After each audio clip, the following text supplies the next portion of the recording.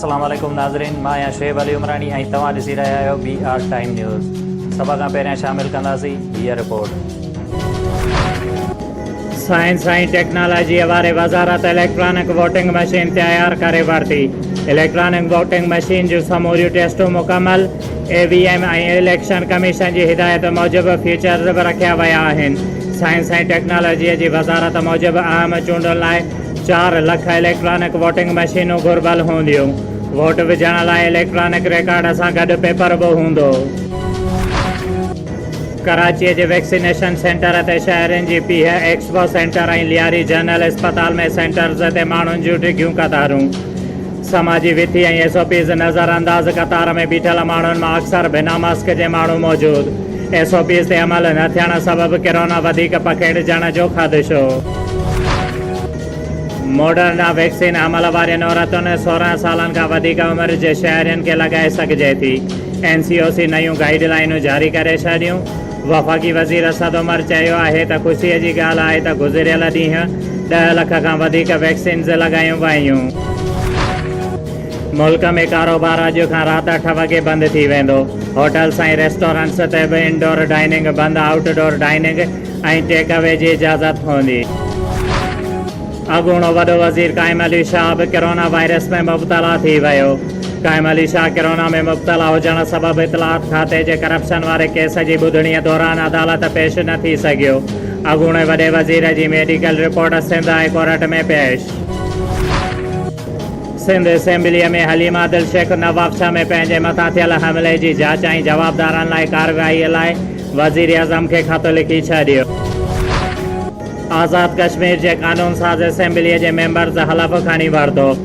Speaker ऐं deputy speaker जी चूंड बि अॼु थींदी। PTI पारां स्पीकर लाइ अनवारुल हक़ ऐं डिप्टी स्पीकर लाइ चौधरी रियाज़ गुजर नामज़द। स्पीकर ऐं डिप्टी स्पीकर जी वोटिंग गुझी थींदी। अपोज़िशन पारां स्पीकर लाइ फैसल राठौड़ खे नामज़द कयो वियो। कंबर वेझो 3 ॿारड़ा पाणीअ जी खॾ में किरी ॿुॾी फौत। ॿारड़नि खे कढी फौरी तौर लाड़काने जी चाणका अस्पताल मुंतक़िल कयो वियो, जिते डॉक्टर 3 ॿारड़नि जे फौत थियण जी तस्दीक कई। नवाबशाह जे इलाइक़े मनो आबाद जे रहवासी 28 वरियनि जी नौजवान नारी कमल धीउ मोहम्मद अयूब काज़ी पंहिंजे वालिद सां गॾिजी नवाबशाह प्रेस क्लब एहतजाज कंदे दाईंदे चयो आहे त मुंहिंजी 18 अक्टूबर 2020 ते पंहिंजे हिक माइट काशिफ काज़ीअ सां शादी थी, जंहिंखां पोइ ख़बर पई त मुंहिंजो मुड़ुसु शराबी आहे ऐं मनशियात विकिरो कंदड़ आहे। मुंहिंजी मना करण ते शादीअ खां पोइ मुसलसिल मूं ते तशदुद कंदो हो। हुन चयो त मां हींअर 2 महीननि जे हमल सां आहियां, मूंखे पेट में लतूं हणंदो आहे ऐं संदसि तशदुद खां तंग थी 2 ॾींहं अॻु काशिफ काज़ीअ खां तलाक वरिती आहे। उन जे बावजूदि हू मूंखे ऐं मुंहिंजे वालिदीन खे धमकियूं ॾींदो रहे थो। संदसि ख़िलाफ़ नवाबशाह जे एयरपोर्ट थाणे ते केस दाख़िल करणु वियासीं, पर SHO ऐं मुंशी उते न हुजण करे उहो कमल काज़ी चयो त मुंहिंजे अॻूणे मुड़ुस खां मूंखे जान जो ख़तरो आहे। हुन DIG ऐं SSP शहीद बेनज़ीराबाद खां मुतालबो कयो त काशिफ काज़ीअ ख़िलाफ़ केस दाख़िल करे गिरफ़्तार कयो वञे ऐं मूंखे तहफ़ुज़ ॾिनो वञे। डिप्टी कमिश्नर शहीद बेनज़ीराबाद अबरार अहमद जाफ़र जी सदारत हेठि ज़िले में मुहर्रमुल हराम दौरान अमन अमान जी सूरत हाल बरक़रार रखणु, सफ़ाई सुथराई समेत ॿियनि इंतज़ामनि जो जाइज़ो वठण लाइ हिकु इजलास अॼु दरबार हाल में थी गुज़रियो। इजलास खे ख़िताब कंदे डिप्टी कमिश्नर चयो त मुहर्रमुल हराम असांखे सब्र जो दरस्त ॾिए थो। उन लाइ समूरा आलम सगोरा मुहर्रमुल हराम जे आशूर दौरान ज़िले में अमन अमान, इत्तेहाद ऐं भाईचारे जी फिज़ा क़ाइमु रखनि। पॉपुलेशन वेलफेयर तरफ़ां 1 ॾींहं जी कैंप करीम बख्श बिरोई डिस्पेंसरी लॻ कर्नल ॻोठ में लॻाई वई, जंहिंजो महिमान ख़ासि डिस्ट्रिक्ट पॉपुलेशन वेलफेयर ऑफिसर रियाज़ अहमद शर साहब हो।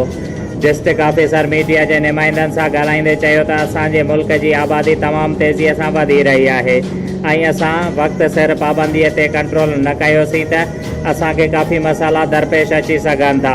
हिन वक़्तु असांजे मुल्क में तमामु घणी बेरोज़गारी आहे। अगरि आबादी वधी वई त पोइ असांजे नौजवाननि खे रोज़गार जा मौक़ा घटि आहिनि। अगरि नौजवाननि खे रोज़गार न मिलंदो त ज़ाहिरी आहे त उहे नौजवान वञी करे ग़लति क़दम खणी सघनि था। उन जे लाइ असां पॉपुलेशन वेलफेयर खाते जो उहो मिशन नंढड़ो ख़ानदान ज़िंदगी आसान कैंप जो मौजूदु women medical officer doctor Priya माछी मरीज़नि जो मुफ़्त में चेकअप कई ऐं मनसूबाबंदीअ जे ॿारनि खे मरीज़ लाइ ॼाण पिणु ॾिनी। प्रेस क्लब भिरिया रोड जा सहाफ़ी सीनियर सहाफ़ी बशीर अहमद उमरानी, प्रेस क्लब जो सदर अदील गुल उमरानी, जनरल सेक्रेटरी निसार अहमद बिरोई, नायब सदर ज़ाहिद अली मंगी, जॉइंट सेक्रेटरी उमेर शबीर आराई ऐं ॿियनि सहाफ़ियुनि चयो त असांजो सीनियर सहाफ़ी दिलेर ऐं हक़ सच जी ॻाल्हि कंदड़ बेबाक सहाफ़ी शबीर अहमद हुजण ते गुंडागर्दी ऐं क़ातिलाना हमले जी सख़्त लफ़्ज़नि में मुज़म्मत कयूं था ऐं घुर कयूं था त सहाफ़ीअ ते हमिलो कंदड़नि खे गिरफ़्तार कयो वञे। शोएब अली उमराणीअ खे ॾींदा इजाज़त। वधीक ख़बरुनि ऐं अपडेट्स लाइ ॾिसंदा रहो BR टाइम न्यूज़।